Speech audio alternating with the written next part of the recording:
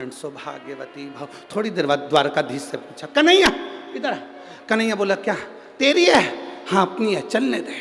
अखंड सौभाग्यवती भव, अखंड सौभाग्यवती भव। 60-70 निकल गई।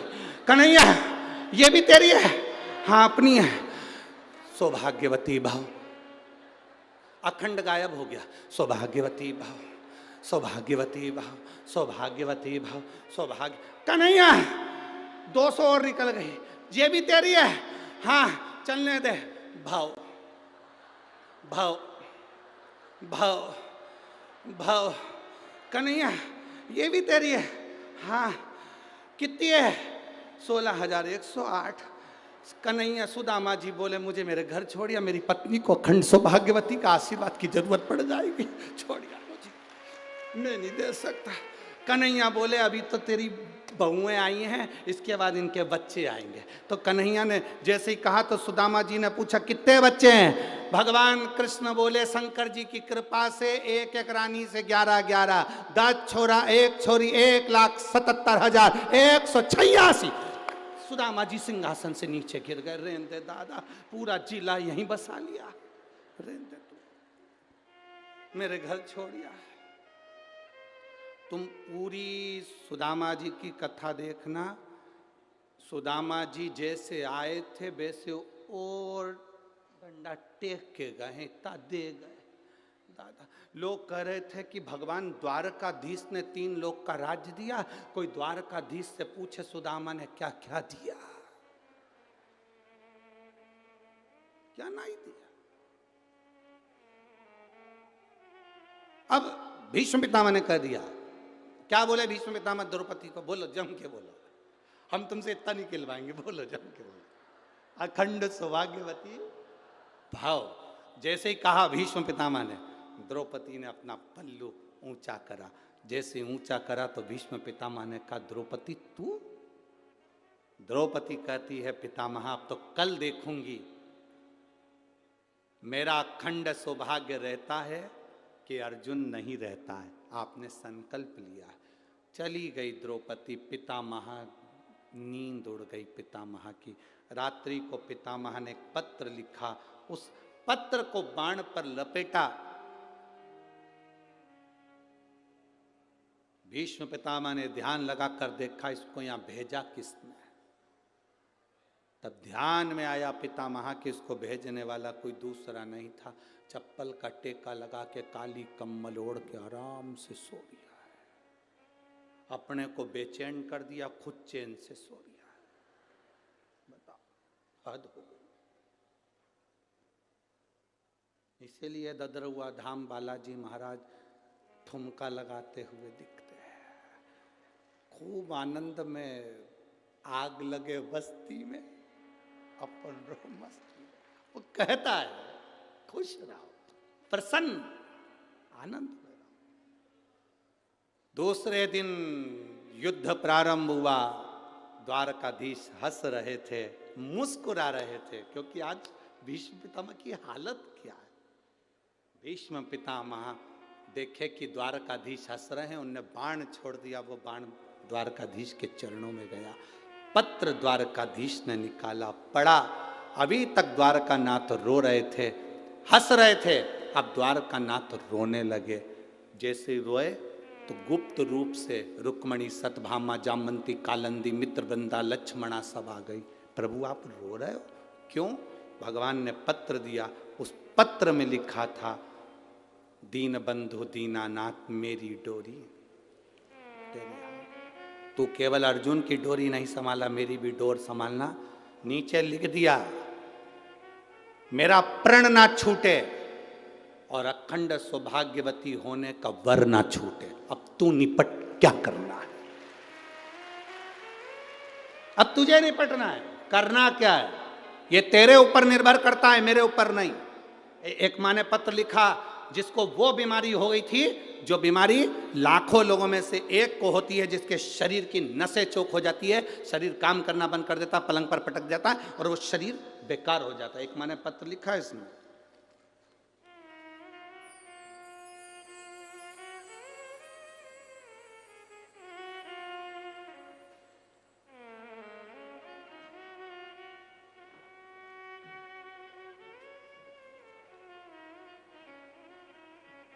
शंभु शरणे।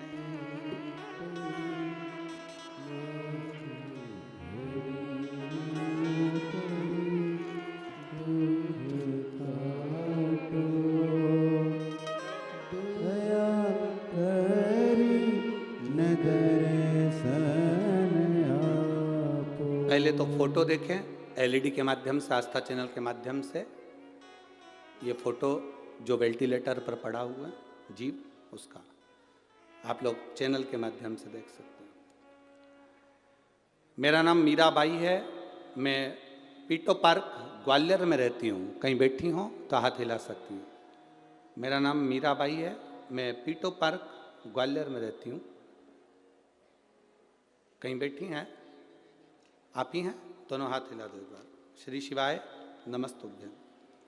मेरा नाम मीराबाई है, मैं पीटो पार्क ग्वालियर में रहती हूँ। गुरुजी, महादेव जी का मैं क्या गुणगान करूँ गुरुदेव। बाबा की कृपा से मैं अभी ठीक हूँ। कुछ समय पहले वर्ष 2022 में बहुत बीमार हो गई थी।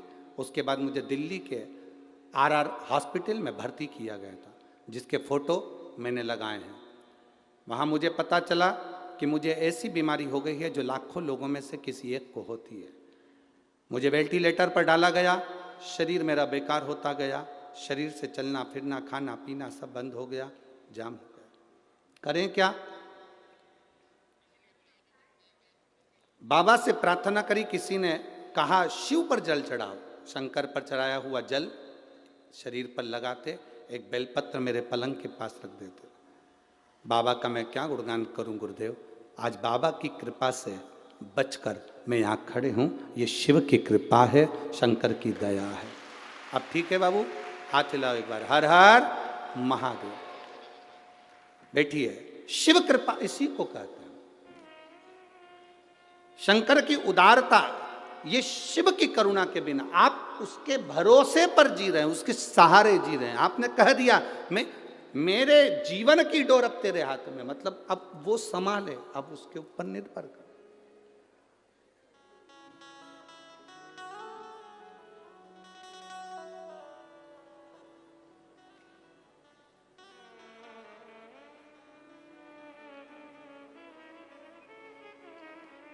अब सौंप दिया इस जीवन का सब भार तुम्हारे हाथों। संपूर्ण जीवन का भार हमने उसको दे दिया। अब हमारा नहीं कुछ, हम उसको दे दिए।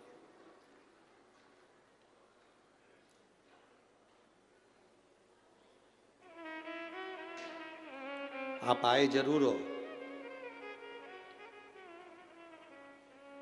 अब ये ददरहुआ धाम की जो भूमि है, यहाँ आसपास में कोई बहुत होटलें नहीं हैं। है क्या? जम के बोलो जरा। नहीं। कोई रहने के लिए कोई बहुत सारी व्यवस्था है क्या? नहीं। जो कुछ भी बालाजी सरकार ने गुरुजी महाराज के माध्यम से, महाराज जी के माध्यम से व्यवस्था करवाई, वो ये व्यवस्था है। अब तुम यहाँ किसी रिश्तेदार से मिलने के लिए नहीं आए।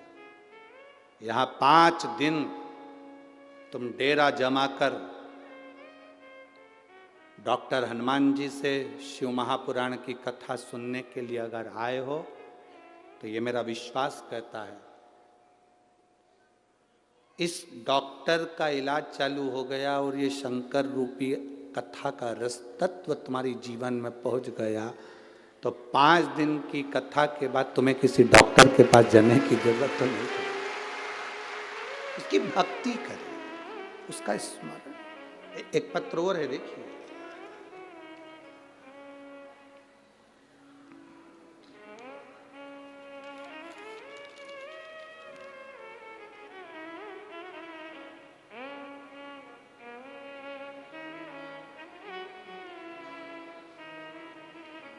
मेरा बेटा दिलीप जी त्रिपाठी, डीडी नगर ग्वालियर। कहीं बैठे हैं? आप ही हैं? दोनों हाथ हिलाओ एक बार। श्री शिवाय नमस्तुभ्यं। मैं दिलीप जी त्रिपाठी, डीडी नगर ग्वालियर से हूँ। मेरा मोबाइल नंबर ये है। मेरा बेटा प्रेरित को 2020 में ब्रेन हेमरेज हुआ था। बाबा की कृपा से भूतेश्वर महादेव का जैसा जैसा आपने अभिषेक पूजन का वर्णन किया वैसा करा। दिल्ली एम्स में उसको भर्ती करा गया, बहुत ज़्यादा हालत खराब हो गई। तब शंकर को जल चढ़ाना, अभिषेक करना, पूजन करना, बाबा के भरोसे रहना। गुरुजी आप कहते हो शिव के भरोसे रहो, बाबा के भरोसे रहे, इसलिए बाबा की कृपा से मेरा बेटा ठीक होकर आ गया और बाबा की कृपा से हम यहाँ नमन करने के लिए, प्रणाम करने के लिए आए। एक बार दोनों हाथ हिलाकर हर हर महादेव। बैठिए। शिव तत्व की प्राप्ति इसी को कहते। आपका भरोसा जितना दृढ़ होगा, भगवान की प्राप्ति उतनी सरलता से, उतनी सहजता से।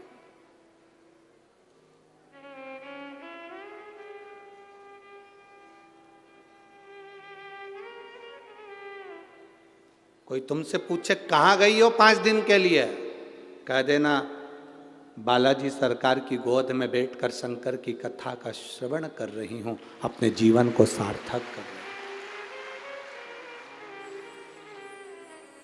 ददरौआ धाम, हाँ। मैं जंगल में, तो कहना जंगल में ही तो मोर नाचता है। बालाजी सरकार भी इसी जंगल में बैठकर नाचकर दुनिया का कल्याण कर देते हैं, इस जंगल में। हाँ, उसकी प्राप्ति का केंद्र बिंदु है। कहीं शहर में कथा होती तो मन भटकता कि वहां भी हो जाऊं, वहां भी हो जाऊं, वहां पर भी हो जाऊं। यहाँ तो 6-7 बजे के बाद तुम्हारा मन क्या, तुम ही नहीं भटकोगे।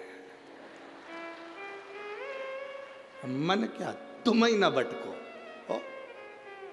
रेंदो दादा यहीं बैठो और ढोलक पीट पीट के हरिओम में मेरा भोला नगर। अब तुम्हारा तो मन करे सो तो चल, कहाँ जाना, बस यहीं बैठे भजन करा, स्मरण करा, कीर्तन करा, मंत्र जाप करा, नाम जाप करा, 5 दिन तक जपते रहे उसका नाम, श्री शिवाय नमस्तुभ्यम बोलते रहे और अपने जीवन को सार्थक बनाते रहे। इससे बढ़कर सुख क्या है, इससे बढ़कर आनंद क्या है। लिख दिया, मेरा संकल्प भी नहीं टूटना चाहिए और मेरा आशीर्वाद भी नहीं छूटना चाहिए, उसके भरोसे छोड़ दिया। रानियों ने पूछा द्वारकाधीश से, क्यों रो रहे हो, पत्र पढ़ लो। पत्र पढ़ा तो रानियों ने कह दिया, क्यों चिंता करते हो, भीष्म पितामह ने जितनी एकादशी करी शायद दुनिया में किसी ने इतनी एकादशी नहीं करी। तो भीष्म पितामह ने जो एकादशी करी उसका पुण्य भीष्म पितामह को देना। क्या करना पड़ेगा, पितामह के लिए अर्जुन से कहो बाण छोड़े, पितामह के शरीर को वो बाण छुएंगे, लगेंगे। दुनिया को लगेगा कि भीष्म पितामह बाणों की सैया पर पड़े हैं, पर भीष्म पितामह बाणों की सैया पर नहीं। पितामह ने जितनी एकादशी करी है वो सारी एकादशी बाण बनकर भीष्म पितामह को अपनी हाथ पर झेल लेगी, उसको मरने नहीं देगी, पटक।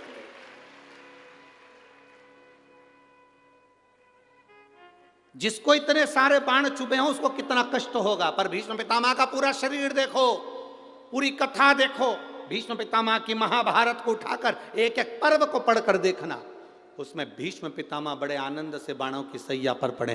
द्वारकाधीश पूछ रहे हैं, मरते क्यों नहीं हो, दर्द नहीं हो रहा, कष्ट नहीं हो रहा। भीष्म पितामह कह रहे हैं, मुझे तो लगता ही नहीं कि मैं बाणों की सैया पर हूं, मुझे तो लगता है जैसे मैं मेरी माँ की गोद में सोया हुआ हूं, मेरी माँ की गोद में सोया। एकादशी ने भीष्म पितामह को झेल कर रखा था। एकादशी शिव कथा कह रही है। कोई चिढ़ रहा है, चिढ़ने दो, कोई अपशब्द कह रहा है, कहने दो, कोई आड़ा टेढ़ा कह रहा है, कहने दो, कोई कुछ भी बोले तुम्हें मतलब नहीं। देवराज नामक का ब्राह्मण अपशब्द कह रहा था, चिढ़ रहा था।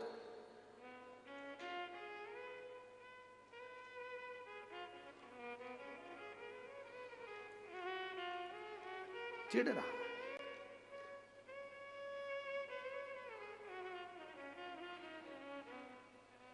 एक बार कई लोग प्रश्न करते हैं, गुरुजी आप कहते हो कि हनुमान जी महाराज शंकर भगवान का एक अंश स्वरूप है, एक अंश स्वरूप। पूरी शिव महापुराण की कथा को उठाकर देखिए, स्कंद पुराण को, मत्स्य पुराण को, कूर्म पुराण को उठाकर देखिए। एक बाणासुर का चरित्र और एक श्री हनुमान जी महाराज का चरित्र, बहुत सुंदर सुंदर। शिव का एक अंश माता अंजना के तप साधना से शिव की प्रागट्यता और शंकर भगवान की प्रागट्यता से शंकर का स्वरूप प्रकट होना। इसीलिए तो कहते हैं शंकर सुमन केसरी नंदन।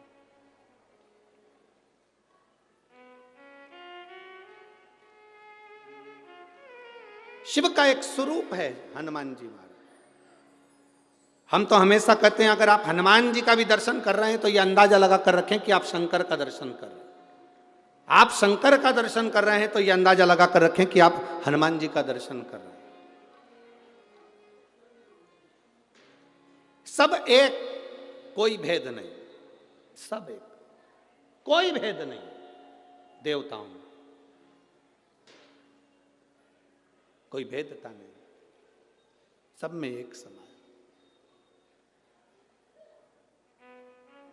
भगवान कृष्ण ने गीता किसको सुनाई थी?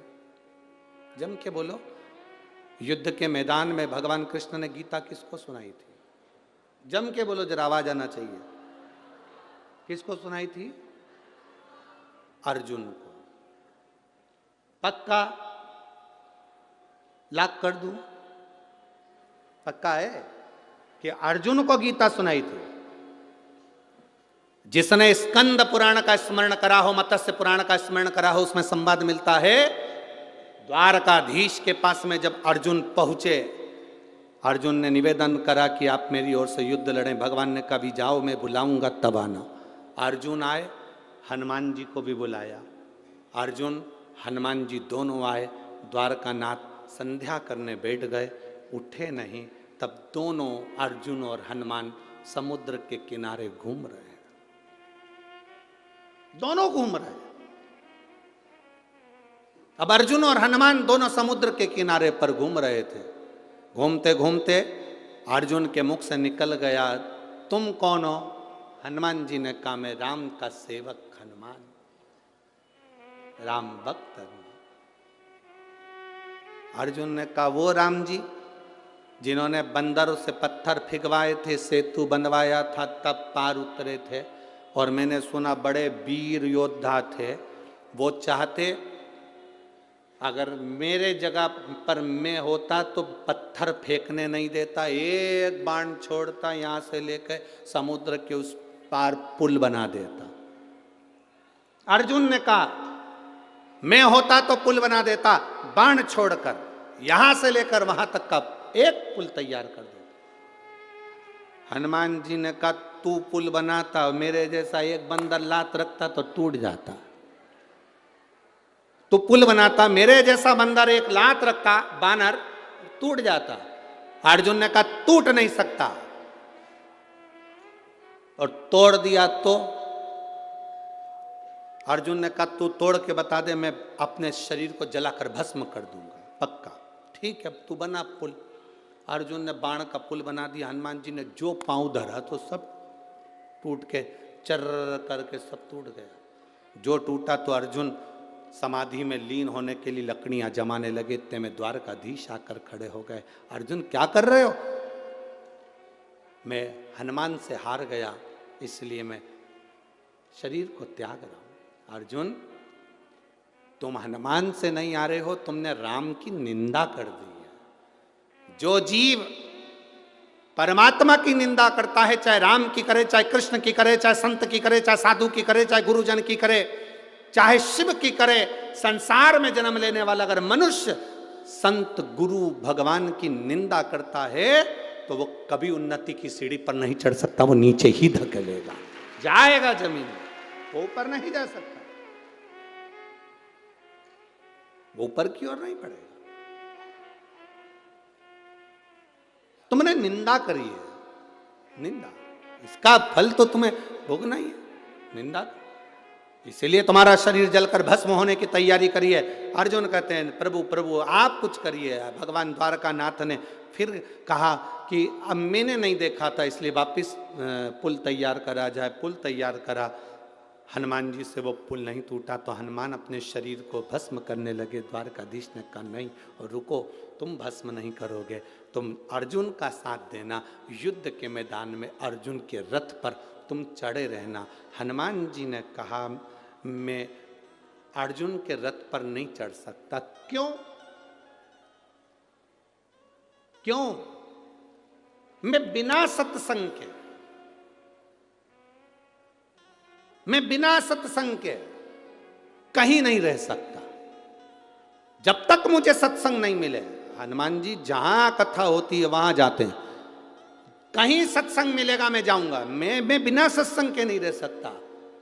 भगवान कृष्ण ने कहा तुम अर्जुन का साथ दो, मैं तुम्हें कुरुक्षेत्र के मैदान में स्वयं सत्संग कराऊंगा, प्रवचन दूंगा, कथा कहूंगा, मैं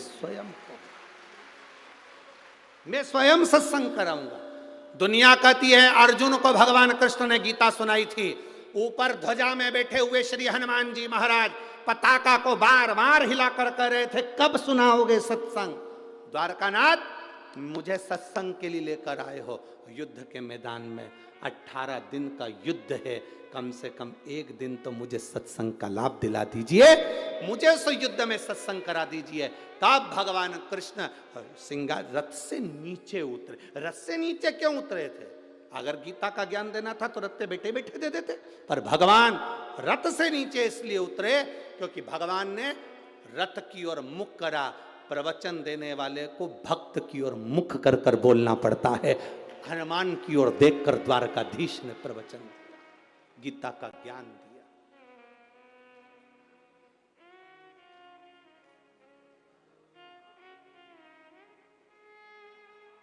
शंकर सुमन केसरी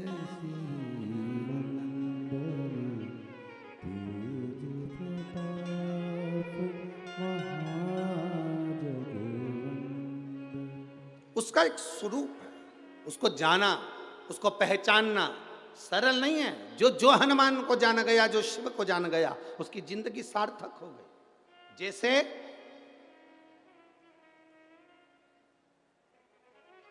आप एक बेलपत्र,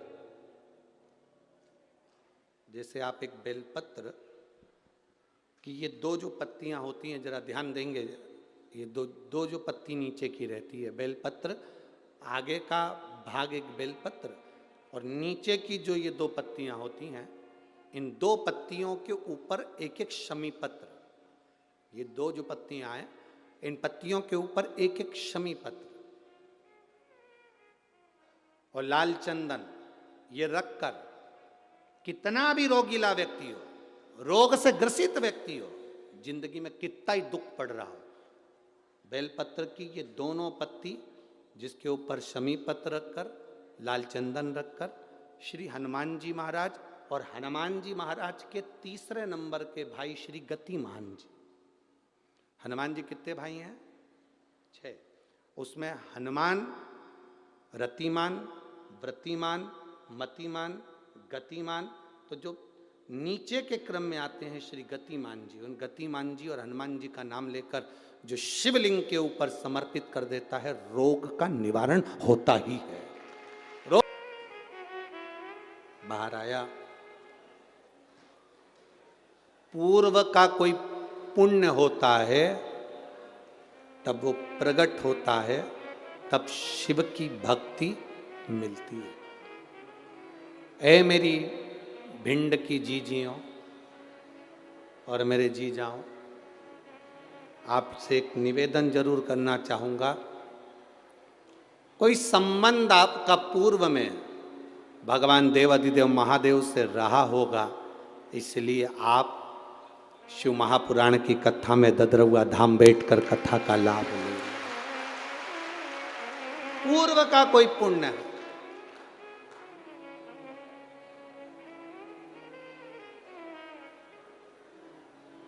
अच्छा एक बात बताओ, जो लोहा होता है इस लोहे को कीचड़ में पटक दो और पारसमणि उस पर छुआओगे तो लोहा सोना बनेगा कि नहीं बनेगा? बनेगा ना, भले वो कीचड़ क्यों ना लगाओ।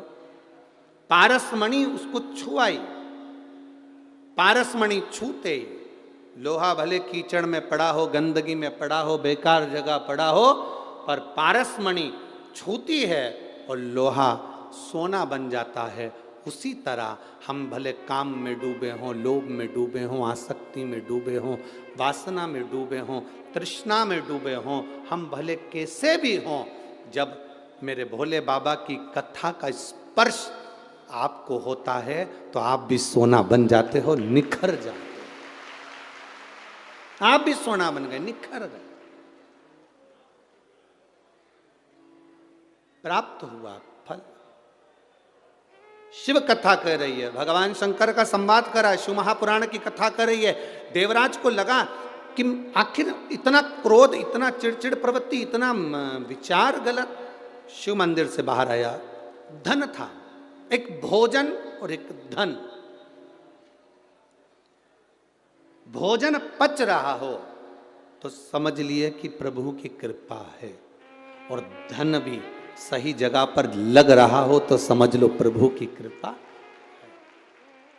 प्रभु कृपा।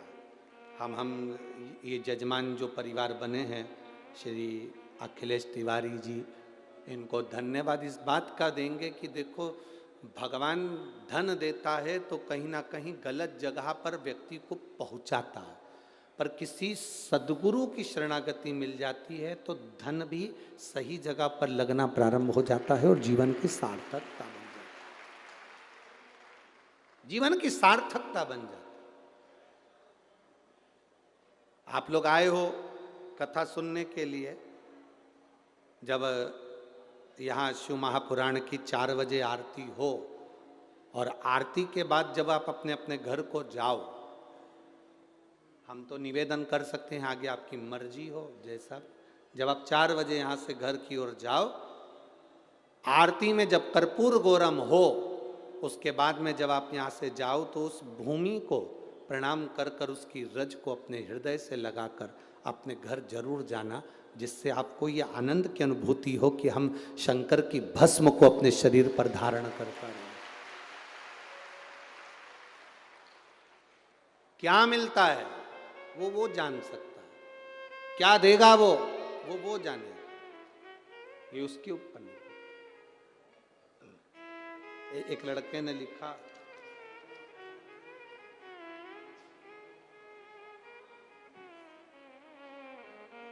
मेरा नाम संगीता भदौरिया, पति त्रिलोक सिंह भदौरिया, मैं ग्वालियर से आई हूँ। कहीं बैठी हैं भदौरिया जी? कहीं बैठे हो तो हाथ हिला सकते हैं। आप ही हैं? हाँ, दोनों हाथ ऐसे हिलाओ, ठीक है। वापिस हाथ हिलाइए। मैं संगीता भदौरिया, पति त्रिलोक सिंह भदौरिया, ग्वालियर से हूँ। मेरा बेटा जोगेश भदौरिया 2 साल से नौकरी के लिए तैयारी कर रहा था, पर होता नहीं था। हमने कथा सुनना प्रारंभ करी, बाबा से प्रार्थना करा। ततिया का स्मरण कथा में, गुरुजी आप कहते हो कि पंडाल में बैठकर जो मांगा जाता है वो बाबा देता जरूर है। एक पत्र और है जिसमें भी इनने लिखा है पंडाल में बैठकर कथा सुनने का क्या लाभ है। सुमन शर्मा, पति स्वर्गीय शैलेंद्र शर्मा, ग्राम सिमराव, ठीक है, सिमराव ही है, हाँ ठीक है, आप लोग समझ गए ना। सिमराव जिला भिंड से है। कहीं बैठी हैं? कहीं बैठे हो तो हाथ हिला सकते हैं। इधर है क्या? हाथ हिला एक बार। श्री शिवाय नमस्तुभ्यं। इनका भी पत्र है, इन्होंने भी लिखा, गुरुदेव भरोसा नहीं था कि पंडाल में बैठकर कथा सुनकर आरती की रज धारण कर कर कोई कथा के पंडाल में जो विनती करे क्या वो पूरी होती है। पर मैं छाती ठोक कर कहती हूँ दतिया की कथा में बाबा से प्रार्थना कर कर आई थी और मेरी जो मनोकामना थी बाबा ने पूरी कर दी, इसलिए मैं बाबा को प्रणाम करूँगा। इन्होंने भी अपने पत्र में लिखा है, ये तो लिखी रही और उन्होंने जो प्रार्थना करी थी उसकी पत्रिका भी लगा कर भेज दी है। शादी की बधाई हो आपको, बहुत बहुत शिव कृपा। बैठिए। और इन्होंने भी अपने पत्र में यही लिखा है, पंडाल में कथा सुनने का क्या फल है ये बाबा ही जानते हैं, पशुपति व्रत का क्या फल है बाबा जानते हैं। मेरे बेटे ने कहा क्या कथा सुनने से, मैंने अपने बेटे से कहा कि गुरुजी कहते हैं मेहनत कर, कर्म कर और जितनी मेहनत कर सकता है वो कर, और शंकर जी को एक लोटा जल चढ़ा। 2 साल से अगर तू सफल नहीं हुआ तब की साल जरूर सफल होगा। और बाबा पे भरोसा रखकर मैंने बाबा से विनती करी, कथा सुनी और बाबा से कहकर आई बाबा मेरे बेटे का कहीं ना कहीं सरकारी नौकरी लगा देना। मैं बाबा का क्या गुणगान करूं गुरुदेव। कथा के पंडाल में बैठकर जो कथा सुनी जाती है उसका फल ये मिला कि मेरे बेटे का सरकारी नौकरी लग गई, CISF में उसकी पोस्टिंग हो गई और वो छत्तीसगढ़ भिलाई सेंटर में ट्रेनिंग कर रहा है। मैं बाबा को यहाँ नमन करने आई। बधाई हो आपको, एक बार हाथ हिला दो। श्री शिवाय नमस्ते। क्या मिलेगा ये वो जान सकता, क्या देगा मेरा बाबा ये उसके ऊपर निर्भर करता।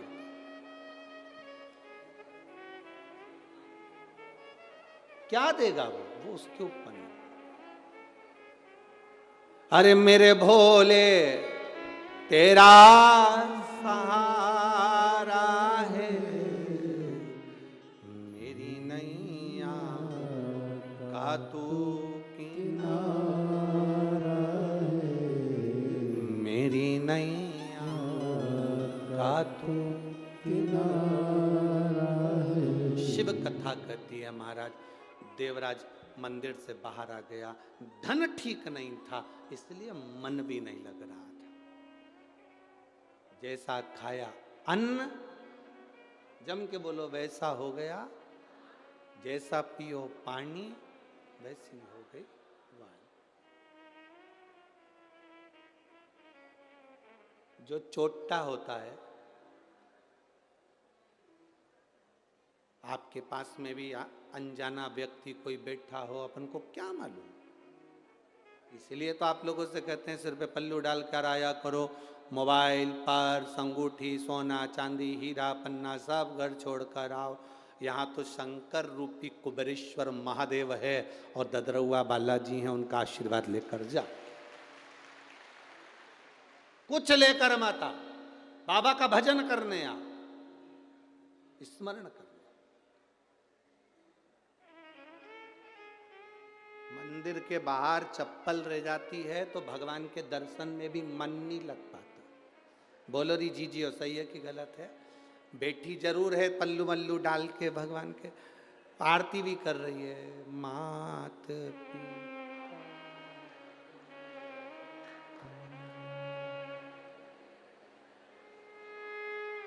मालूम पड़ा ले गया।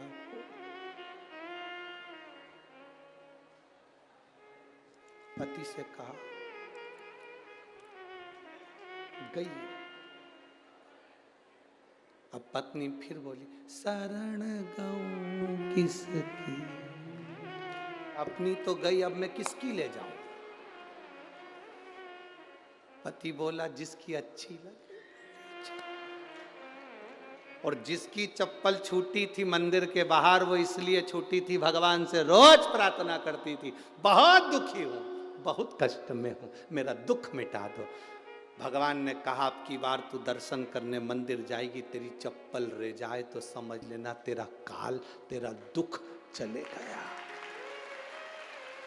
अब वो अपना काल दुख छोड़ गई और GGI पेंटिंग करके वो पहन के चली गई।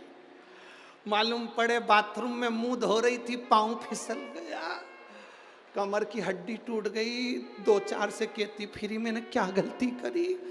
इतने में किसी ने कहा कथा सुनी कि नहीं सुनी, किसी का छाता, किसी की चप्पल और किसी का मांग का टीका ये कभी नहीं रखना चाहिए, बर्बाद कर देता। 3 चीजें, एक छाता, इसलिए किसी के प्राण छूटते हैं तो पद दिया जाता है, पद में ये चीजें बहुत जरूरी होती है, एक चप्पल एक छाता जरूर देते हैं। आपके इधर देते कि नहीं देते वो हमें नहीं मालूम, पर ऐसा नियम है। वो लोटा वगैरह सब तो बात की बात है, पर ब्राह्मण जब 13वां कराए 12वां कराए सैयादान में ये चप्पल और छाता का होना जरूरी है। इसमें काल होता, बोले गया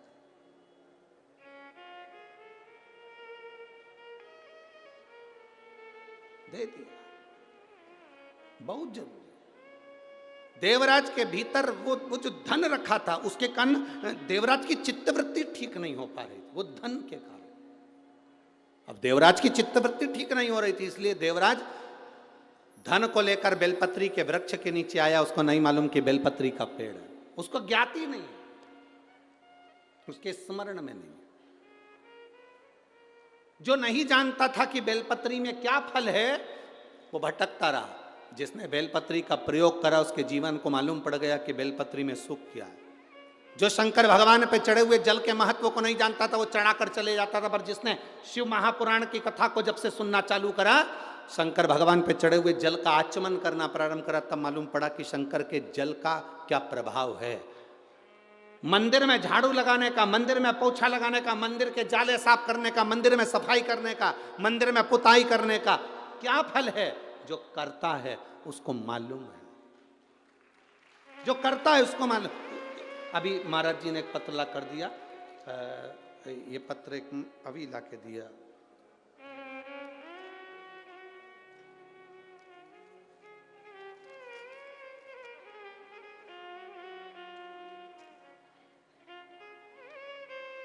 पता है पूनम, डॉक्टर पवन मिश्रा, ग्राम पोस्ट गंगेला, जालौन। कहीं बैठी हैं आप ही हैं? हाथ हिलाओ जरा एक बार।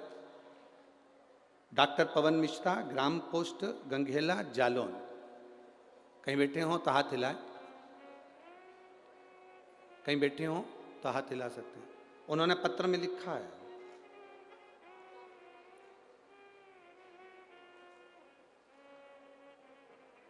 मेरे पति कई वर्षों से नौकरी की तलाश में लगे थे। अच्छी पढ़ाई के बावजूद भी उनको असफलता मिलती थी। मैं गुरुदेव किसी के कहने पर पशुपतिनाथ का व्रत किया, शिव जी को जल चढ़ाना प्रारंभ करा, बेलपत्र का प्रयोग करा, शमी पत्र और बेलपत्र अशोक सुंदरी वाली जगह पर चढ़ाना प्रारंभ करा। टीवी के सामने बैठकर कथा सुनती, आसन लगाकर बाबा से प्रार्थना करती। गुरुदेव आसन लगाकर कथा सुनने के बाद आरती होती, आरती के बाद उठकर जाती, बाबा से प्रार्थना करती, आप इतना सबका भला करते हो तो मुझे क्यों छोड़ दिया। मैं बाबा को यहाँ इसलिए आई हूँ इस ददरुआ धाम पर कथा सुनने के लिए कि मेरे बाबा ने मेरे पति को सरकारी नौकरी शिक्षक पद में दे दी है। मैं बाबा को धन्यवाद देने के लिए। शिव कृपा औघड़दानी शंभु इसी को कहते। आपका विश्वास जितना दृढ़ होगा। धन है, चोरी का धन लाया था, बेलपत्र की पेड़ की छांव में आया, उस चोरी के धन ने असर नहीं करा। तब माँ जो जल चढ़ाती थी उसका पुण्य इसके खाते में आया और इसको भगवान शंकर लेने के लिए आए, परम धाम मिल गया। आगे वर्णन आता है, बिंदुक नाम का ब्राह्मण जल में डूब कर मर गया। चोर था, वो भी चोरी कर रहा था, जल में डूबा मर गया। धर्मपत्नी चंचुला देवी ने अपने पति बिंदुक के प्रेत योनि से मुक्ति के लिए काशी में दर्शन करने के लिए, काशी में जब गई तो मन नहीं लग रहा था भगवान की कथा में। भगवान की कथा में मन लगाना जरा कठिन है। ये मन को बांध कर भगवान के चरणों में ले जाना पड़ता है। कोई भगवान के चरणों में ये मन वैसे ही नहीं जाता। आप में से कितने लोग हैं जिनका मन कभी कभी शमशान घूमने का करता हो? अरे बोलो तो जम के, है कोई ऐसा? जितने बैठे हैं सबका मन होटल में घूमने का करेगा, सबका मन दिल्ली घूमने का करेगा, बाहर घूमने का करेगा, यहाँ घूमने का करेगा, वहां घूमने का करेगा, पर संसार का कोई व्यक्ति ऐसा नहीं होगा जिसका मन शमशान में घूमने का करेगा। चलो आज मेरा मन बहुत अच्छा है तो मैं शमशान में घूम के आता हूं। कौन का मन करता? कोई नहीं जाता। मुर्दे को भी ले जाते हैं तो बांध कर लेकर जाते हैं, क्योंकि लोगों को टेंशन रहता है भग गया तो, क्योंकि उनको मालूम है मेरे पास में उसी को बुलाता हूँ जिसको मुझे ठीक करके भेजना है, इसलिए मैं नाचता रहता हूँ, ये तो बुलाता ही नहीं। तो ये कोई बीमार पड़ा हुआ और तुम कहो कि घर में कोई को बोतल चढ़ रही हो, ऑक्सीजन लगी हुई हो, और तुम बड़े अच्छी साड़ी वाड़ी पहन के झामर झुमका डेंटिंग पेंटिंग पूरी करके 2 घंटे तक लाइन वाइन खींच के और नैन में लगा लोगों के और फिर तुम नाचो, तो कोई तुमसे पूछे क्यों नाच रही है, तो क्या हमारी अम्मा को बोतल चढ़ रही है। अब अम्मा को बोतल चढ़ रही है तू नाच रही है।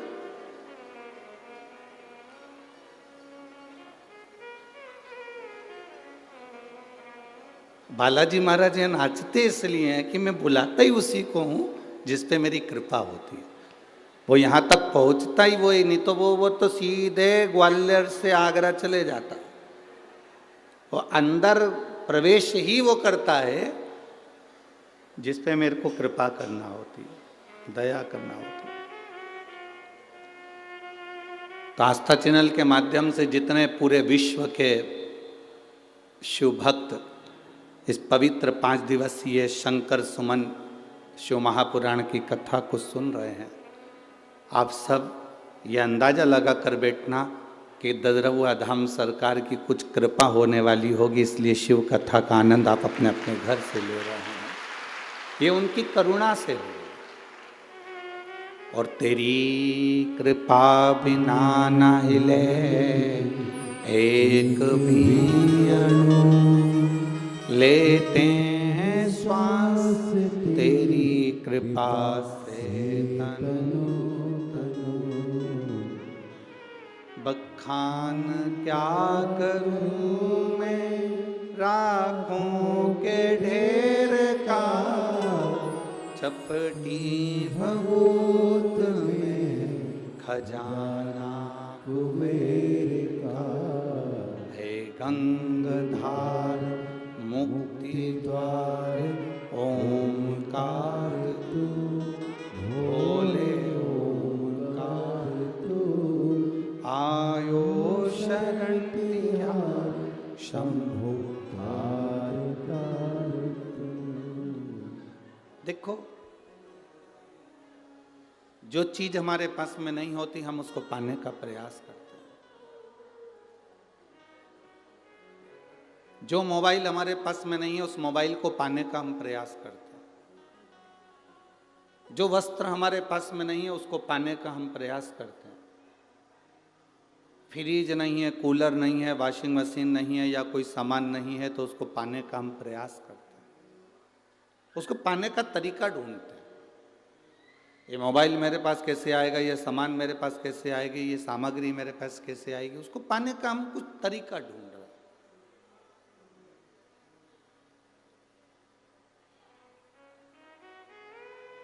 एक तरीके से अगर हमको वो मोबाइल नहीं मिलता, एक तरीके से हमारे घर में फ्रिज नहीं आता, एक तरीके से हमारे यहाँ कूलर नहीं आता, एक तरीके से हमारे यहाँ वॉशिंग मशीन या कोई सामान नहीं आता, तो हम तरीका चेंज कर देते हैं, हम दूसरा तरीका ढूंढते हैं।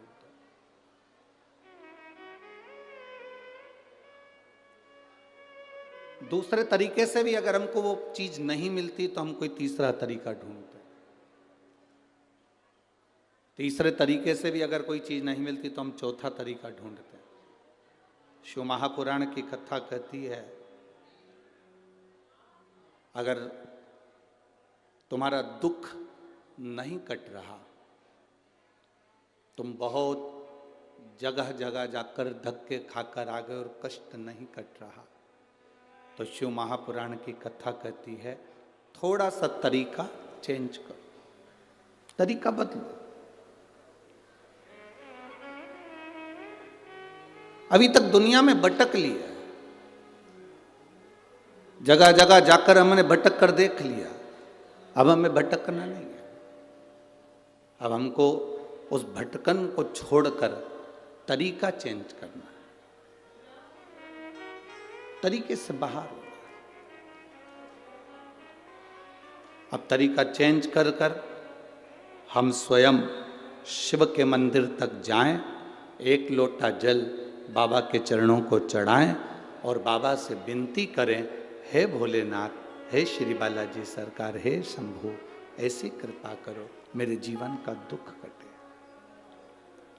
हम फिर उनसे कहें, हम उनसे प्रार्थना करें। जब तक हम प्रार्थना नहीं करेंगे वो सुने कैसे?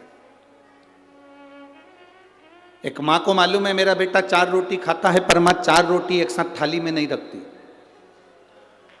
एक मां को मालूम है मेरा बेटा 3 रोटी खाता है, मां 3 रोटी थाली में नहीं रखती। एक पत्नी को मालूम है मेरा पति 5 रोटी खाता है, पर पत्नी थाली में 5 रोटी नहीं रखती।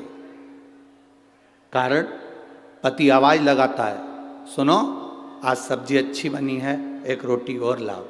पत्नी को खुशी होती है। बेटा आवाज लगाता है, माँ आज दाल अच्छी बनी है, एक रोटी और लाओ। माँ धीरे धीरे कर कर उसकी थाली में 1-1 रोटी 2-2 रोटी देती है, पर एक साथ सारी रोटी नहीं रखती। पत्नी 1-1 2-2 रोटी रखकर अपने पति की थाली में देती है, पूरी रोटी नहीं रखती। उसी तरह जैसे हम अपनी माँ को पुकारते हैं, माँ एक रोटी और लाओ, माँ को प्रसन्नता होती है। पति आवाज लगाता है पत्नी को, मुझे एक रोटी और ला कर दो, तो पत्नी को प्रसन्नता होती है, आज मेरे पति ने अच्छे से भोजन करा, मांग कर भोजन करा, तो पति को देखकर पत्नी प्रसन्न होती है। उसी तरह जब हम देव अधिदेव महादेव के चरणों में बैठते हैं और उसके चरणों में बैठकर 1 लोटा जल समर्पित कर कर कहते हैं, बाबा मुझे ये दुख है, तो बाबा भी उसको काटने के लिए आतुर होता है। अपने दुख को दूसरे से ना कहिए, अपने दुख को अपनों से कहने का प्रयास। जब हम अपने मन की बात जब देव अधिदेव महादेव से कहते हैं, तब बाबा सुनता जरूर है। हमने जिन वस्तुओं को जोड़ा, हम सोचते हैं इसमें सुख का अनुभव हो जाएगा, तो वो सुख का अनुभव नहीं होता। एक सेठ जी के पास में 4 चीजें बड़ी कीमती थी। एक गधा बड़ा कीमती था, एक बकरी बड़ी कीमती थी, एक घंटी बड़ी कीमती थी, एक जोड़ सेठ जी जो कपड़े पहनते थे वो भी बड़ा कीमती था। सेठ जी के पास में ये 4 चीजें बड़ी कीमती थी। गधा कीमती था, बकरी कीमती थी, घंटी कीमती थी, एक जोड़ जो कपड़े पहनता था सेठ वो कीमती था। 4 चोरों ने विचार करा इस सेठ जी की 4 चीजें चुरा ली जाए। पर चोर आपस में विचार करने लगे, चुराएं तो चुराएं कैसे? सेठ इतना समझदार है कि कपड़े तो छोड़ता नहीं है, पहन के रखता, गधे की पूंछ से बकरी को बांध के रखता, बकरी के गले में घंटी बांध के रखता। सेठ जी खुद गधे पर बैठ जाता है, तो कपड़े कोई चुरा नहीं सकता, खुद पहना हुआ है। गधे पर बैठा है तो गधा भी कोई नहीं चुरा सकता। गधे की पूंछ से बकरी बंधी है और बकरी के गले में घंटी बंधी है, तो घंटी बजती रहती है। तो सेठ जी को मालूम है कि बकरी भी है और घंटी भी है। अब चुराने वाला चुराएगा कैसे? चुराएं तो चुराएं कैसे? पर चोर भी होशियार थे। उन्होंने कहा 4 चौराहे पर खड़े हो जाओ। एक चौराहे के चोर ने चोरी करना प्रारंभ करा, बकरी की घंटी को धीरे धीरे पीछे से खोला और गधे की पूंछ से बांध दिया और बकरी को चुरा कर ले गए। दूसरा चोर पीछे से निकला तो बकरी को निकाल कर ले गया। अब सेठ जी के कानों में घंटी की आवाज नहीं आई, पलट कर देखा तो बकरी और घंटी दोनों गायब थे।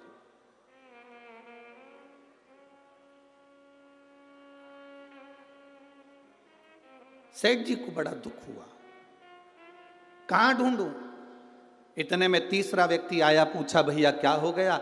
मेरी बकरी को और मेरी घंटी को कोई चोर ले गया, जरा मेरा गधा पकड़ना, मैं अब भी देख कर आता हूं। वो गधा पकड़ाया, चोर तीसरा गधे को लेकर चले गए। अब तन पर केवल कपड़े थे, अकेले चौथे नंबर के चोर को वो कपड़े चुराना थे। अब चुराएं तो चुराएं कैसे, तो चोर कुएं के पास में जाकर रोने लगा। सेठ जी ने आकर पूछा क्यों रो रहे हो? उसने कहा मेरे हीरे की तिजोरी कुएं में चली गई, मुझे तैरना नहीं आता, अगर कोई ला कर दे देगा तो आधे हीरे दे दूंगा। सेठ जी ने विचार करा, आधे हीरे में तो मेरा गधा भी आ जाएगा, बकरी भी आ जाएगी, घंटी भी आ जाएगी, मैं ला कर देता हूं, ले मेरे कपड़े संभाल। चोर को कपड़े दिए, लेने के लिए कुएं में सेठ जी कूदे। जब निकल कर बाहर आए तो कपड़े भी गायब थे, ना बकरी बची थी, ना घंटी बची थी, ना गधा बचा था, ना कपड़े बचे थे, शरीर नग्न था, केवल सेठ जी बचे थे। एक हाथ में डंडा लेकर चारों तरफ घुमाने लगे। एक संत ने पूछ लिया, सेठ जी क्या बात है, क्या हो गया? सेठ जी कह रहे हैं मेरी सारी वस्तु कोई चुरा कर ले गया, ये शरीर कोई ना ले जाए। संत ने कहा, सेठ ये शरीर यहीं पड़ा रह जाएगा, केवल आत्मा चली जाएगी। ये वस्तुएं तू जोड़ जोड़ कर रखता रहा, ये सब चली जाएंगी, कुछ नहीं बचा।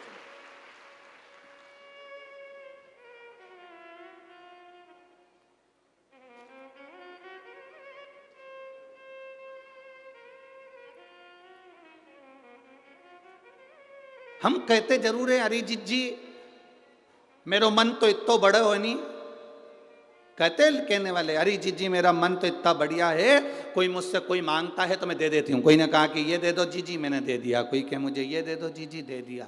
और वही जी जी ट्रेन में चढ़े और अपनी सीट पे कोई बैठ जाए, फिर जी जी क्या करे? अभी तो कह रही थी कि मेरे से कोई मांगता है तो दे देते, अब कौन दे रहा? फिर इतने में तो जी जी भी कह, अरे भाई कहां बैठ गई तू, चलो उधर हटो। कहां बैठ रहे हो? यहाँ चलो हटो यहां से, ये हमारी सीट है। महाराज एक स्टेशन पर तुम्हें उतरना है, एक स्टेशन पर उसको उतरना है, जिसकी मंजिल आती जाती है वो उतरता चले जाता है।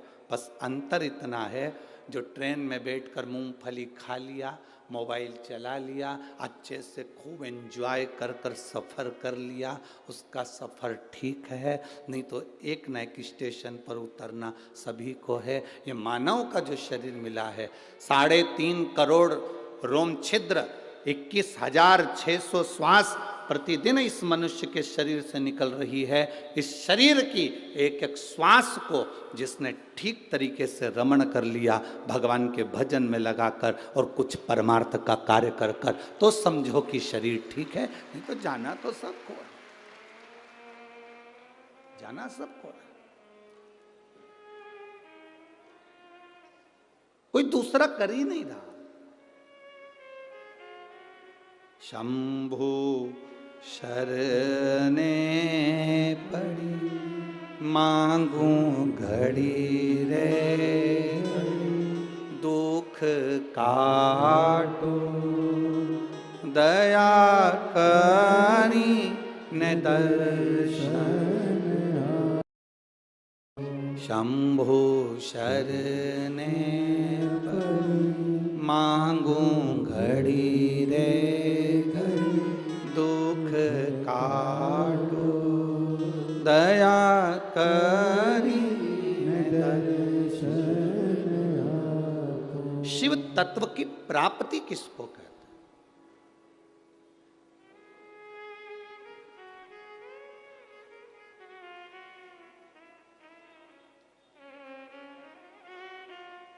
भगवान शंकर की प्राप्ति किसको कही गई? हम संसार में जन्म लेने के बाद धन को जोड़ा, संपदा को जोड़ा, जमीन को जोड़ा, सत्ता को जोड़ा, वैभव को जोड़ा, इसमें शिव तत्व की प्राप्ति नहीं है। शिव तत्व की प्राप्ति किसको कहा गया? आपने अगर एक गिलास किसी को पानी पिलाया है, किसी भूखे को भोजन कराया है,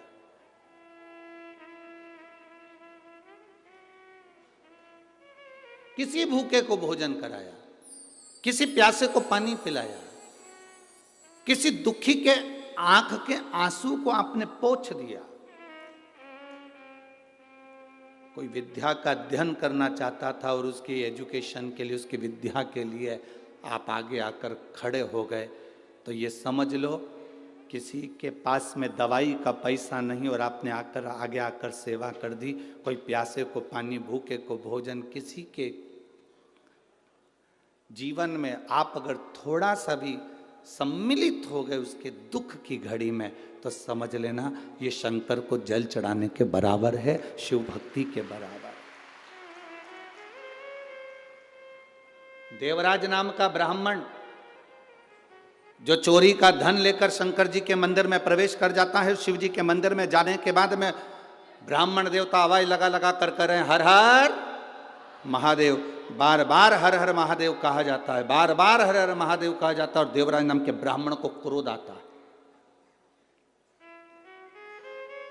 अब तू तो ब्राह्मण है, ब्राह्मण घर में तेरा जन्म हुआ है, उसके बाद तो तेरे मुख से हर हर महादेव निकलना चाहिए था, पर हर हर महादेव सुनते से ही देवराज नाम का ब्राह्मण चिढ़ रहा था, क्रोध आ रहा था, अपशब्द कह रहा था, ताने दे रहा था।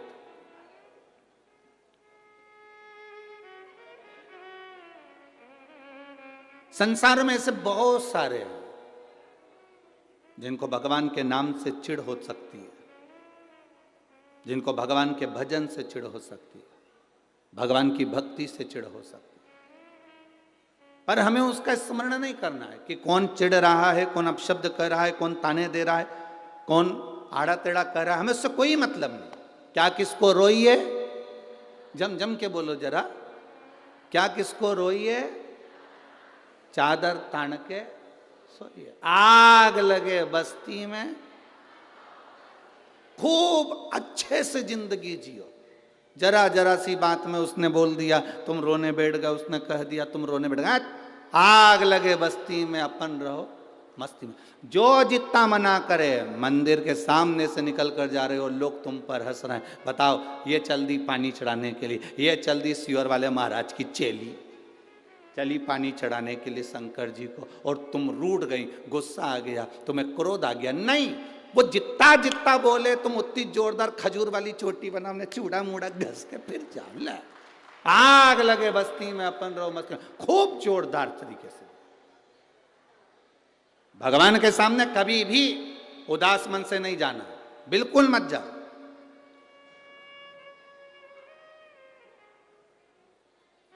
अपने यहां तो भजन में भी लोग कहते हैं, आप लोगों ने कथा सुनी होगी, भीष्म पितामह से दुर्योधन ने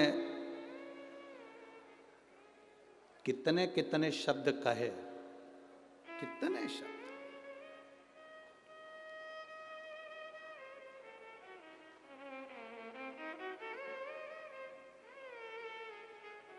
एक बार तो दुर्योधन ने यहां तक कह दिया था भीष्म पितामह से, तुम हमारे घर का अन्न खा रहे हो और हमारे यहां का खाने के बाद भी तुम हमारा साथ नहीं दे रहे। हमारे यहां का खाने के बाद भी साथ नहीं दे रहे। भीष्म पितामह ने उसी दिन मन में सोच लिया, अगर मैंने दुर्योधन के घर का अन्न खाया है, मेरी बुद्धि इतनी जल्दी बिगड़ने वाली नहीं है। मैंने भले दुर्योधन के घर का अन्न खाया, पर मेरी बुद्धि इतनी जल्दी बिगड़ने वाली नहीं है। भीष्म पितामह ने कहा, अगर मेरी पूरी जिंदगी में मैंने दुर्योधन के घर का बेकार अन्न अगर खा लिया हो, तो कुछ देर के लिए मेरी विवेक में वो बात आए कि मैंने अन्न खाया और बिगड़ा। बस उसी समय पर भीष्म पितामह ने संकल्प ले लिया कि कल का सूर्यास्त होते हुए अर्जुन नहीं देख पाएगा। संकल्प, अन्न का इतना प्रभाव। अब संकल्प लिया कि कल का सूर्यास्त होते हुए अर्जुन नहीं देख पाएगा, तो इतने में दुर्योधन को मालूम पड़ा कि मेरे भीष्म पितामह ने संकल्प लिया है कल अर्जुन मर जाएगा। मतलब पितामह का संकल्प कभी झूठा नहीं गया, कभी झूठा नहीं गया।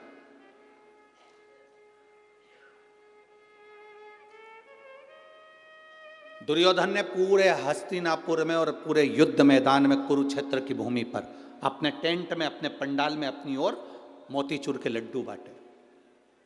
जब दुर्योधन ने मोतीचूर के लड्डू बांटे तो वो लड्डू लेकर कोई भगवान कृष्ण के दरवाजे पर उनके टेंट में पहुंच गया, उनके पंडाल में पहुंच गए। भगवान कृष्ण ने पूछा ये लड्डू काहे के हैं? तो जो द्वारपाल लड्डू खा रहा था उसने कहा ये बूंदी के लड्डू हैं। द्वारिकाधीश ने कहा ये बूंदी के लड्डू तो मुझे भी दिख रहे हैं कि बूंदी के हैं। ये नुक्ती के लड्डू, ये बूंदी के लड्डू तो मुझे भी दिख रहे हैं कि बूंदी के हैं, लड्डू काहे के हैं? तो द्वार पर फिर बोला ये बूंदी के ही तो लड्डू हैं। भगवान द्वारकानाथ ने कहा ये तो मुझे दिख रहा है कि बूंदी के लड्डू, लड्डू काहे के? तो क्या ये बूंदी के ही हैं? अब भगवान को क्रोध आया। भगवान ने कहा मुझे दिख रहा है कि बूंदी के लड्डू हैं, मैं ये पूछ रहा हूं ये लड्डू काहे का है? फिर द्वारपाल बोला लड्डू खाता खाता बूंदी के हैं। अब द्वारकाधीश जब बोले, फिर द्वारकाधीश ने कहा देख मैं तेरे से एक बात कह रहा हूं, मुझे ये बता दे कि ये लड्डू काय के हैं? फिर द्वारपाल ने लड्डू खाकर कहा बूंदी के हैं। भगवान द्वारिकाधीश मुस्कुरा कर बोले अब मुझे ये बता ये लड्डू कौन बंटवा रहा है? तो द्वारपाल बोला ये दुर्योधन बंटवा रहा है। अच्छा क्यों बंटवा रहा है? कल अर्जुन मर जाएगा, भीष्म पितामह ने संकल्प लिया। अच्छा, भगवान कृष्ण ने कहा जल्दी से मेरे को भी 4 लड्डू दे दे। द्वारकाधीश ने 4 लड्डू लिए, द्रौपदी के कक्ष में प्रवेश कर गए और द्रौपदी के कक्ष में प्रवेश कर द्वारकाधीश ने आवाज लगाकर कहा द्रौपदी, ए द्रौपदी। द्रौपदी आई, भैया आप, क्या बात है? भगवान ने कहा ले द्रौपदी लड्डू खा ले। द्रौपदी ने पूछा काहे के लड्डू है? भगवान बोले मोतीचूर के हैं, तू खा। इस लड्डू की कहानी बड़ी विचित्र, तू तो खा ले। द्रौपदी ने लड्डू लिया, खाते खाते फिर पूछा लड्डू काहे के? भगवान बोले मोतीचूर के हैं। अब द्रौपदी ने पूछा इतनी रात के 1:30-2 बज रही है, रात्रि का दूसरा पहर हो रहा है और तू मुझे लड्डू खिलाने आया, आखिर ये लड्डू कौन ला कर दिया? तो कहा मेरे द्वारपाल ने दिए। क्यों दिए? कल भीष्म पितामह ने प्रतिज्ञा करी है कल अर्जुन मर जाएगा, सूर्यास्त होते हुए नहीं देख पाएगा। तो मैंने सोचा अपनी बहन का पति मरने वाला है, कल तो मैं लड्डू आज ही खिलाया। भगवान बोले, जैसे ही बोले तो द्रौपदी ने कहा लाओ मेरे को 2 लड्डू और दो, 2 तुमने छुपा के रखे। द्वारकाधीश ने 2 लड्डू और दिए तो द्वारकानाथ ने कहा द्रौपदी तेरा पति मरने वाला और तू लड्डू खा रही है? द्रौपदी बोली जब भाई खिला रहा है तो अच्छे से खाओ, बाद में देखा जाएगा।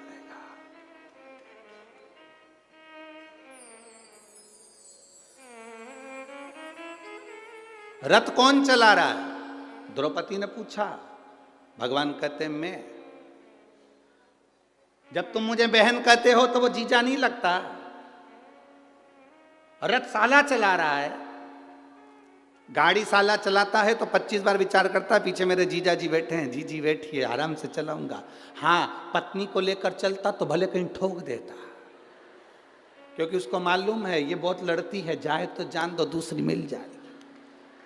उसको क्या, एक पत्नी आई मायके से, पति बेचारा कुछ काम कर रहा था, पत्नी ने आते से पूछा क्यों जी क्या कर रहे हो? पति बोला रुपए जोड़ रहा हूं। पत्नी इतनी खुश हो गई, अपनी शादी की सालगिरह आने वाली है, तुमने कहा था मंगलसूत्र दिलाओगे इसलिए जोड़ रहे हो? पति बोला नहीं 20 का नोट फट गया था तो जोड़ रहा हूं।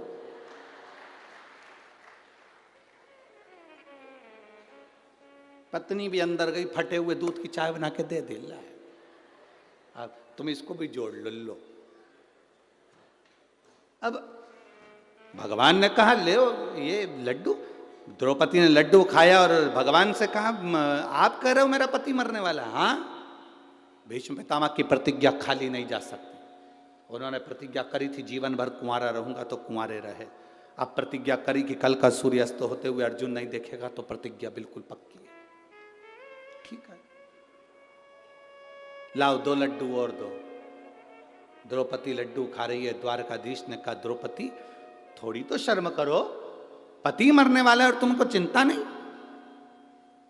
द्रौपदी ने कहा रथ की डोर तेरे हाथ में है तो मेरे पति की डोर भी तेरे हाथ में है, तो मरने नहीं देगा, ये पक्का।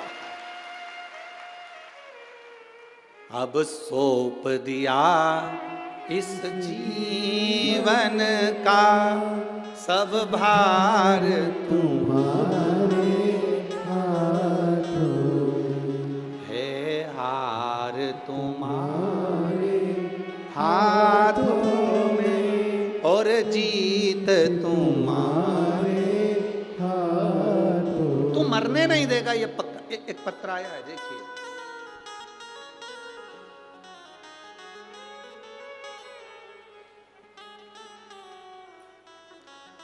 रोली तिवारी, पिता कमलेश तिवारी, निवासी ग्वालियर से हैं। कहीं बैठे हों तो हाथ हिला सकते हैं, कहीं बैठे हों तो हाथ हिलाएं। रोली तिवारी, पिता कमलेश तिवारी, निवासी ग्वालियर। जिनको पत्र पढ़ना है हमारे साथ में एलईडी पर, आस्था चैनल पर, टीवी के माध्यम से पत्र पढ़ सकते हैं। आप ही हैं? हाथ हिला दो एक बार। हाँ, दोनों हाथ ऐसे हिलाओ एक बार। ठीक है, ठीक है। रोली तिवारी, पिता कमलेश तिवारी, निवासी ग्वालियर। गुरुदेव, मेरी भाभी 2020 से अचानक बीमार हुई, जिससे उनके सीने में दर्द हुआ। दिखाया तो सीने के अंदर एक गांठ थी, चेस्ट में गांठ हुई। उस गांठ को निकाला गया, पस निकालकर उस गांठ की जांच कराने के लिए बाहर भेजा गया। जब गांठ की जांच करने के लिए बाहर भेजा, तब उस जांच में आया कि मेरी भाभी को बड़ी बीमारी हो गई, कैंसर जैसा रोग हो गया। डॉक्टर ने ऑपरेशन का बोल दिया। हमने ऑपरेशन भी करवाया, पर ऑपरेशन कराने के बाद वो बीमारी और फैलती चली गई, आराम लगना बंद हो गया। भाभी बिस्तर पे पड़ गई, खा नहीं पाती, पी नहीं पाती, बहुत बीमार रहने लगी। तब हमने, किसी ने कहा, रोज एक हमारी पड़ोसन शिव जी को जल चढ़ाने जाती है, हमने उसके कहने पर पशुपतिनाथ का व्रत किया, पर भाभी को कोई आराम नहीं मिल पाया। दूसरी बार हमने फिर पशुपति व्रत किया। पशुपति व्रत करते करते हमने भाभी को शंकर जी पे चढ़ा हुआ जल देना प्रारंभ करा। जैसे ही शिव जी पर चढ़ाया हुआ जल देना प्रारंभ करा, तीसरा पशुपति व्रत हुआ गुरुदेव, जो 2020 से पलंग पर पड़ी थी, एक अंश भी हिल नहीं सकती थी, उठ नहीं सकती थी, चल नहीं सकती थी, खा नहीं सकती थी। हम बाबा का क्या गुणगान करें गुरुदेव। बाबा बाबा है। हमने शिवजी पर जल चढ़ाकर उसको देना प्रारंभ करा और एक बेलपत्री उसको देना चालू करी। बाबा की कृपा से उसकी रिपोर्ट भी नॉर्मल आई और 16 अगस्त से उसने चलना फिरना बाबा की कृपा से चालू कर दिया। अब उसको आराम है। आराम है बाबू? हाथ हिलाइए एक बार, दोनों हाथ। हर हर महादेव। बैठिए। गुरुदेव, डॉक्टर ने भी कह दिया इसका रोग समाप्त हो रहा और बाबा की कृपा होना प्रारंभ हुई। ये शिव तत्व है। आपका विश्वास, आपका भरोसा, आपकी दृढ़ता, आप जिस विश्वास से, जिस भरोसे से शंकर भगवान को जल चढ़ाते हो, शिव उस जल को अमृत तत्व में परिवर्तन कर देता।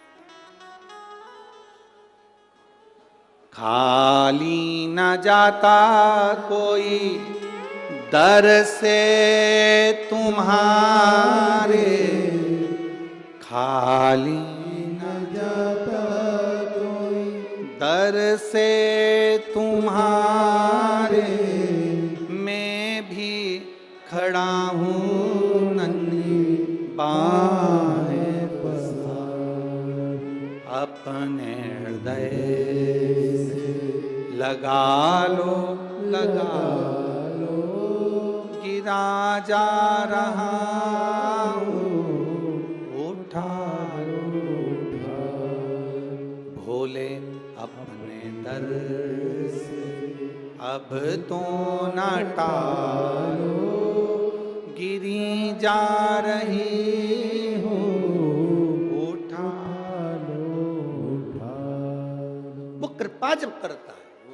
अभी हमने कहा कि महाराज जी कथा करवाए, गुरु बाबा की कृपा हुई, यजमान पर कृपा हुई, कथा हुई, ददरुआ धाम सरकार के पावन चरणों में कथा का लाभ ले रहे हैं। हम इतना जरूर कहेंगे, अगर बालाजी ने, हनुमान जी ने तुमको यहाँ कथा सुनने के लिए बुलाया है शिव जी की, तो खाली तो नहीं जाओगे, ये झोली भरी जरूर जाओगे। निश्चित है। बोल बम का नारा है,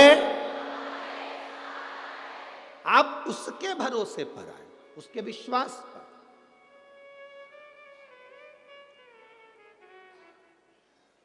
द्रौपदी कह रही है मेरा पति मर नहीं सकता, ये मेरा विश्वास है। दीन बंधु दीनानाथ मेरी डोरी तेरे, मेरी डोर तेरे हाथ में, तो कैसे मर जाए। भगवान ने कहा द्रौपदी एक काम कर, जल्दी से तैयार हो जा, जल्दी तैयार हो, दासी के कपड़े पहन, नौकरानी के, दासी के कपड़े। द्रौपदी ने कहा दासी के कपड़े मैं क्यों पहनूं, तू पहन। दासी के कपड़े पहनाए भगवान ने और कहा चल भीष्म पितामह के कक्ष में।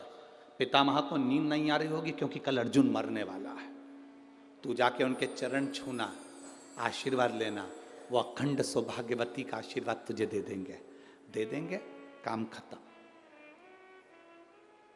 तू चल मेरे साथ। द्रौपदी दासी के कपड़े पहनकर चली, पांव में जूतियां पहन गई द्रौपदी, पांव में चप्पल पहन गई। भगवान ने आवाज लगाई द्रौपदी रुक रुक रुक, इधर जल्दी जल्दी आ। द्रौपदी ने कहा क्या भैया, चप्पल निकाल जल्दी से। द्रौपदी के पांव की जूतियों को, चप्पल को भगवान ने चप्पल में चप्पल फंसाया और काली कम्बल ओढ़कर एक वृक्ष के नीचे चप्पल का टेका लगाकर मेरा द्वारकाधीश सो गया, मेरे द्वारिका के नाथ सो गए।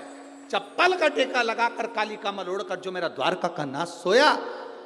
द्रौपदी को कहा कोई पूछे कि अंदर क्यों जा रही हो, कहना मैं दासी हूं, झूठे बर्तन उठाने जा रही हूं। चले गए। दरवाजे पर जैसे पहुंचे द्वारपालों ने मना करा, तुम कौन, दासी, मैं झूठे बर्तन उठाने में। अंदर चली गई। भीष्म पितामह खिड़की के पास खड़े थे, नींद नहीं आ रही थी। द्रौपदी ने चरण पकड़ लिए। भीष्म पितामह को लगा दुर्योधन की पत्नी रोज सुबह जल्दी स्नान करके मुझे प्रणाम करने आती है, आज और जल्दी आ गई। उनको क्या मालूम था, वो तो समझे दुर्योधन की पत्नी है, उनको क्या मालूम था कि ये द्रौपदी है। उन्होंने तुरंत जो देखा, द्रौपदी तो इतना इतना पल्लू लेकर गई थी, क्योंकि सेविका थी, दासी थी, दासी इतना पल्लू करके जाती थी राजभवन। सेविका, पल्लू का फायदा कितना है। माताएं 2 बार पल्लू करती है, एक बार शादी कर कर आती है तब इतना पल्लू रखती है, क्योंकि मुंह दिखाई होती है तो सोने की रकम मिलती है। और दूसरी बार माताएं इतना पल्लू जब रखती है जब घर में कोई बुढ़ा बुढ़ी मरता है, कोई बुजुर्ग जब मरता है तब इतना पल्लू रखती है, क्योंकि आंख में आंसू तो एक भी नहीं आता, बस अंदर डिजाइन में चिल्लाती रहती है। अब बोले तो बोले क्या, पहले था पल्लू का नियम इतना, धीरे धीरे यहां आया, फिर यहां,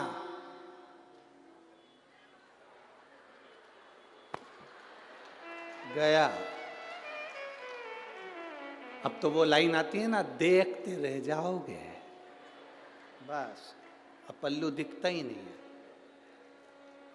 आपके नजर आ रहे पल्लू,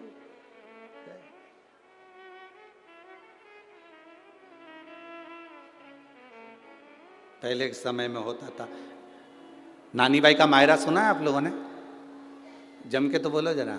नानी बाई के मायरे में नरसिंह मेहता की दादी मर गई थी, और नरसिंह मेहता की बड़ी भाभी इतनी चिढ़ती थी अपनी दादी सास से और नरसिंह मेहता से कि उनको धक्के मारकर बाहर निकालने को तैयार हो। तो नरसिंह मेहता की पत्नी और नरसिंह मेहता की भाभी दोनों रो रही थी। पहले नरसिंह मेहता की भाभी रोई, दादी सास से गले लगकर, इतना पल्लू कर कर। तो नरसिंह मेहता की पत्नी को लगा कि मेरी जीजी आज तक सास के सामने पल्लू यहाँ रखी, सास मरी तो पल्लू यहाँ रखी, और इतनी चिपक चिपक के रो रही है, पहली बार इतना रो रही है सास के लिए। हमेशा गाली देती थी डुकरिया मर जाए तो अच्छा, और आज गले लग लग के रो रही है। देवरानी को समझ में नहीं आया कि जेठानी इतना क्यों रो रही है। थोड़ी देर बाद जेठानी रोते रोते उठ गई, और उठते से देवरानी से बोली अब तू रो ले, और जेठानी चली गई अंदर। जब देवरानी रोने बैठी तब समझ में आया कि जेठानी इतनी चिपक के क्यों रो रही थी। सास के कान में यहाँ पे सोने की मुर्कियां थी, उसको दांत से कतर रही थी, और दांत से कतर के उसको मुंह में भर लिया और मटके में ले जाके डाल कर कहा जल्दी ले जाओ, जल्दी। अब कह रही है ले जाओ। वावारी दुनिया मतलब की दुनिया में किसी कौन किसका, कौन किसका। अरे आप सबको ददरुआ धाम वाले महाराज जी को धन्यवाद देना चाहिए, जो हर साल कुछ ना कुछ अच्छा आयोजन कराकर आपका जीवन का कल्याण कर दे प्रतिवर्ष। और हमें तो सुनने को मिला 27 साल से लगातार चल रहा है। ये प्रभु कृपा नहीं तो और क्या है, ये दया नहीं तो और क्या है।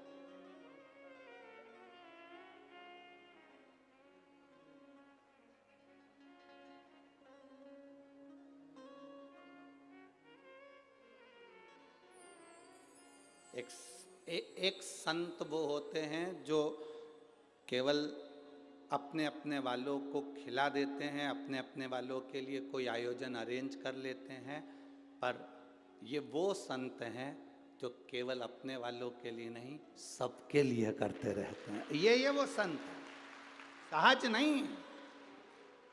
संत का जो स्वभाव होता है वो यही होना चाहिए। निर्मल मन सो मोहि, निर्मल।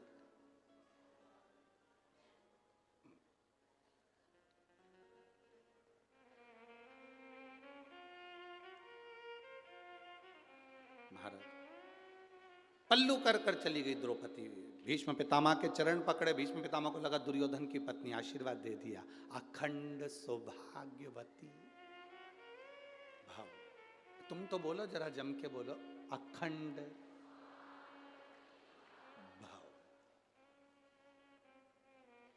फिर से बोलो, हाथ उठा के तो बोलो, हाथ उठा के। अखंड सौभाग्यवती भाव। फिर से बोलो,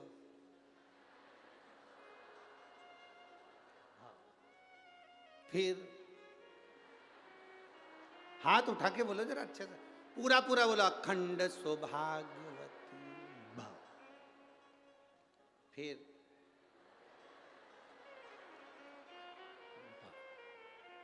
वापिस। फिर नहीं, हम तुमसे बुलवाकर इसलिए देख रहे हैं क्योंकि सुदामा जी द्वारका गए थे, और जब उन्होंने द्वारकाधीश ने सुदामा जी से कहा था, देखो तुम्हारी बहुएं तुम्हें प्रणाम करने के लिए आएंगी, तुम्हारी सब घर की मेरी जितनी पत्नियां हैं सब प्रणाम करने आएगी, तुम आशीर्वाद देना। सुदामा जी के पास में द्वारकाधीश बैठ गए थे और सब रानियों से कह दिया था, मेरा दोस्त आया है, उम्र में बड़ा है, सब प्रणाम करना। एक एक रानी आना लाइन से, आशीर्वाद लेके जाना।